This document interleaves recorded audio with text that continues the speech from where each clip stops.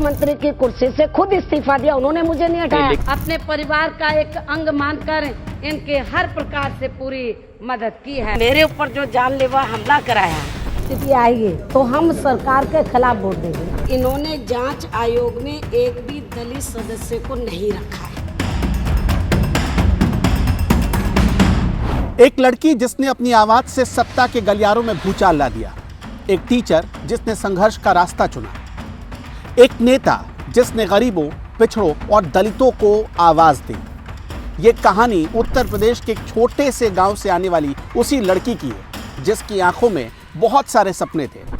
अचानक वो बड़े बड़े नेताओं से टकरा गई, वो सत्ता से टकरा गई ताकि वो दलितों और शोषितों की आवाज बन सके। ये कहानी है मायावती की। नमस्कार, मेरा नाम है अनुपम प्रसून और आप देख रहे हैं राष्ट्रवाद न्यूज पर आज शख्सियत में मायावती की कहानी।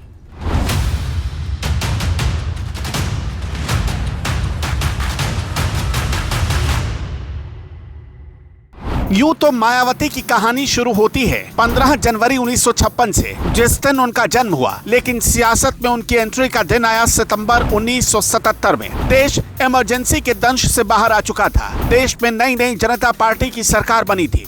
सितंबर 1977 दिल्ली का कॉन्स्टिट्यूशन क्लब लोगों से भरा था। मंच सजा था जिस पर बड़े बड़े नेता और दलित चिंतक बैठे हुए थे। दरअसल ये दलित अधिकारों को लेकर 3 दिनों की एक बड़ी कॉन्फ्रेंस चल रही थी। मंच पर बोल रहे थे राज नारायण, उस दौर के सबसे बड़े राजनीतिक योद्धा, राजनीतिक हीरो राज नारायण, जो 1971 में रायबरेली से इंदिरा गांधी के खिलाफ चुनाव लड़े और जीत भी गए। 1977 तक वो एक बड़ा चेहरा बन चुके थे, क्योंकि उस दौर में इंदिरा गांधी को हराने की बात कोई सपने में भी नहीं सोच सकता था। राज नारायण की वजह से ही इलाहाबाद हाई कोर्ट में इंदिरा गांधी के निर्वाचन को चुनौती मिली और हाई कोर्ट ने इंदिरा गांधी की जीत को अवैध बताया था। राज नारायण, जिन्होंने 1977 में इंदिरा गांधी को उसी रायबरेली में 55,000 से ज्यादा वोटों से चुनाव हराया था। राज नारायण मोरारजी देसाई सरकार में स्वास्थ्य मंत्री बन चुके थे।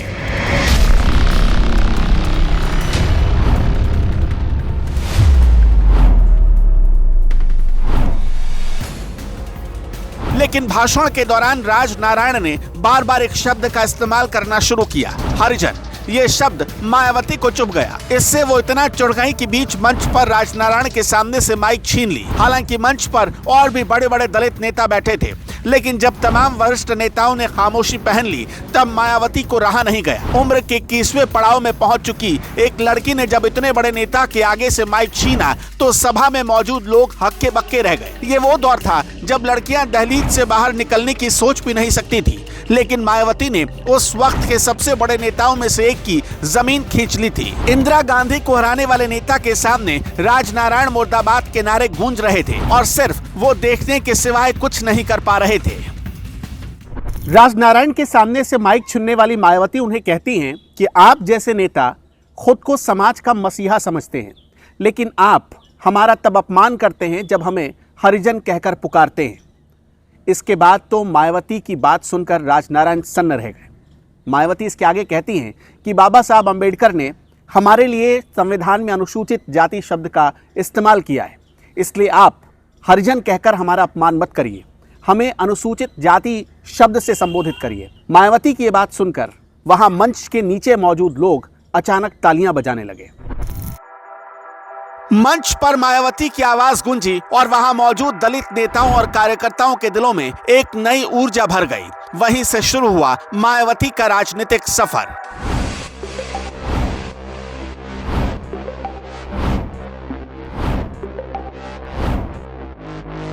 दिसंबर 1977। इस घटना के 3 महीने बाद दिसंबर 1977 की एक ठंडी रात दिल्ली में मायावती अपने आईएएस की तैयारी कर रही थी। तभी दरवाजे पर दस्तक हुई एक नेता की। दरवाजा खुला और सामने खड़े थे काशीराम। मायावती को बधाई देने के लिए उस दौर में लोगों और नेताओं का तांता लगा हुआ था। अलग अलग संगठन के लोग भी मायावती को बधाई देने पहुंच रहे थे। उस वक्त दिल्ली में करीब 1 साल पहले ही एक संगठन बना था जिसका नाम था बाम सेफ। इसकी स्थापना काशीराम ने की थी। काशीराम ने उस रात मायावती को जो ऑफर दिया उसने मायावती की पूरी जिंदगी पलट कर रख दी। काशीराम के आते ही मायावती ने अपने घर का दरवाजा खोला। मायावती को देखते ही काशीराम बोल पड़े, इतनी पढ़ाई क्यों कर रही हो मायावती? आईएएस बनकर तुम सिर्फ एक जिले का भला कर सकोगी। मेरे साथ चलो, मैं तुम्हें ऐसी जगह पहुंचाऊंगा जहां दर्जनों कलेक्टर तुम्हारे आदेश का इंतजार करेंगे। काशीराम के शब्द मायावती के दिल में उतर गए। उन्होंने एक नई राह चुनी, आईएएस को छोड़ा और समाज सेवा में उतर गई। लेकिन यह फैसला आसान नहीं था। पिता प्रभुदास नाराज हो गए। उन्होंने मायावती को अल्टीमेटम दे दिया, या तो आईएएस बनो या फिर घर छोड़ दो। कहते हैं कि मायावती को बनाने में काशीराम का बड़ा योगदान था और काशीराम को बनाने में खुद काशीराम का। 60 के दशक में कुछ ऐसी घटनाएं हुई जिसने काशीराम की राजनीति को बहुत प्रभावित किया और वहीं से काशीराम ने राजनीति की एक नई लकीर खींच दी थी। काशीराम पुणे में डिफेंस लैबोरेटरी में काम कर रहे थे और इसी दौरान उसी लैबोरेटरी में काम करते हुए अंबेडकर जयंती पर दीन भाना नाम के एक कर्मचारी ने छुट्टी मांगी थी। छुट्टी तो अप्रूव नहीं की गई, उल्टा दीन भाना पर कार्रवाई हो गई। दीन भाना का साथ देने के लिए खापड़े ने भी आवाज़ उठाई। खापड़े को भी सस्पेंड कर दिया गया। ये घटना काशीराम को चुभ गई क्योंकि दोनों एससी थे और काशीराम खुद पिछड़ी जाति से आते थे। काशीराम भी दीना भाना और डीके खापड़े के समर्थन में आंदोलन करने लगे। आंदोलन कर रहे काशीराम को जब सस्पेंड किया गया तो कहा जाता है कि उन्होंने सीनियर अफसर की पिटाई कर दी। इन तीनों ने मिलकर 1971 में दलित कर्मचारियों के हक में संघर्ष करने के लिए एक संगठन बनाया था जिसका नाम रखा गया all India SC ST OBC and minority employees association. Kashiram के दिमाग में एक ऐसा संगठन बनाने का विचार था जिसमें शिक्षित SC ST OBC और अल्पसंख्यक शामिल हों। इनके जरिए वो दबे कुचले समुदाय को जागरूक करके उनके संघर्षों को आगे बढ़ाना चाहते थे। यहीं से काशीराम ने बाम सेफ नाम के एक संगठन की स्थापना की थी। साल 1978 था और अंबेडकर जयंती के दिन 1978 में बाम सेफ की स्थापना की गई। तब दीन भाना और डीके खापड़े दोनों काशीराम के साथ आए। काशीराम दोनों के लिए संघर्ष कर रहे थे। नतीजा कि काशीराम को भी अपनी नौकरी गंवानी पड़ी थी। धीरे धीरे देखते देखते काशीराम एक बड़े नेता के तौर पर उभर रहे थे। मायावती की कहानी में काशीराम की कहानी को जानना इसलिए जरूरी है क्योंकि काशीराम मायावती को खड़ा करने के पीछे एक सबसे बड़े किरदार थे। 1981 में काशीराम ने दलितों के समर्थन को वोट में बदलकर राजनीति के जरिए सत्ता तक पहुंचने के लिए एक और संगठन बनाया जिसका नाम दलित शोषित समाज संघर्ष समिति यानी DS4 रखा गया। काशीराम ने नारा दिया, ठाकुर बाभन बनिया छोड़ बाकी सब है DS4। काशीराम का एक और नारा था, जिसकी जितनी संख्या भारी उसकी उतनी हिस्सेदारी। काशीराम मानते थे कि देश में 85% बहुजन है जिन पर 15% सवर्ण यानी ठाकुर ब्राह्मण और बनिया राज करते हैं। उन्होंने नारा दिया, वोट हमारा राज तुम्हारा नहीं चलेगा नहीं चलेगा। DS4 के जरिए काशीराम ने SC ST OBC के साथ साथ अल्पसंख्यकों को जोड़ने पर ज्यादा जोर लगाया। इस संगठन के प्रचार के दौरान 7 राज्यों में काशीराम ने 3000 किलोमीटर साइकिल यात्रा की। 1984 के अप्रैल में काशीराम ने बहुजन समाज पार्टी बनाकर DS4 का उसमें विलय कर दिया और चुनावी राजनीति में सत्ता तक पहुंचने का संघर्ष शुरू कर दिया।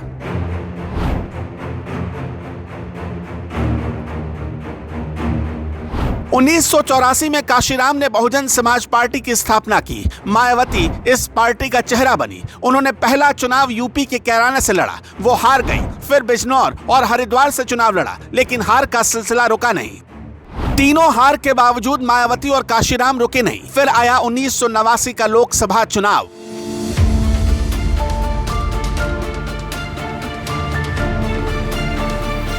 मायावती ने बिजनौर से चुनाव जीतकर लोकसभा में कदम रखा। वो बीएसपी की पहली सांसद बनी। काशीराम का मानना था कि राजनीतिक सत्ता की चाबी से ही सभी ताले खोले जा सकते हैं। दलित मायावती को वो मुख्यमंत्री बनाना चाहते थे। इसके पीछे की एक और वजह भी थी। दरअसल काशीराम पंजाब के रहने वाले थे और उत्तर प्रदेश में उनकी स्वीकार्यता पर अक्सर सवाल उठ जाता था। इसलिए काशीराम ने फैसला कर लिया कि जिस स्टेट में दलितों की सबसे बड़ी आबादी रहती है, वहाँ वो मायावती के चेहरे को आगे रखेंगे। मायावती को सत्ता के शिखर पर पहुँचाने के लिए पहले उन्होंने मुलायम का साथ लिया और उनको समाजवादी पार्टी बनाने का आइडिया दिया। मुलायम काशीराम ने मिलकर राम मंदिर आंदोलन की लहर पर सवार होकर 1991 में सत्ता में आई बीजेपी का रास्ता रोक दिया। नारा दिया गया, मिले मुलायम काशीराम, हवा में उड़ गए जय श्री राम। 1993 में सपा बसपा की सरकार बनी, मुलायम मुख्यमंत्री बने, लेकिन इसके ठीक 2 साल बाद जो हुआ उसने राजनीति में कलंक लगा दिया।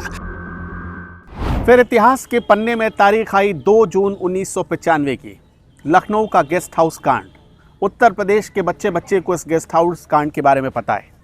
बसपा और सपा की सरकार चल रही थी, लेकिन समाजवादी पार्टी के कुछ कार्यकर्ताओं ने गुंडों का रूप अख्तियार कर लिया और मायावती की आबरू पर हाथ डाला गया। कहते हैं कि मायावती की जान तक लेने की कोशिश की गई थी। हालांकि मायावती इस घटना में बच गई, लेकिन उसके बाद एसपी और बीएसपी दोनों के रास्ते अलग अलग हो गए और मायावती एक कठोर और मजबूत नेता बनकर उभरी थी।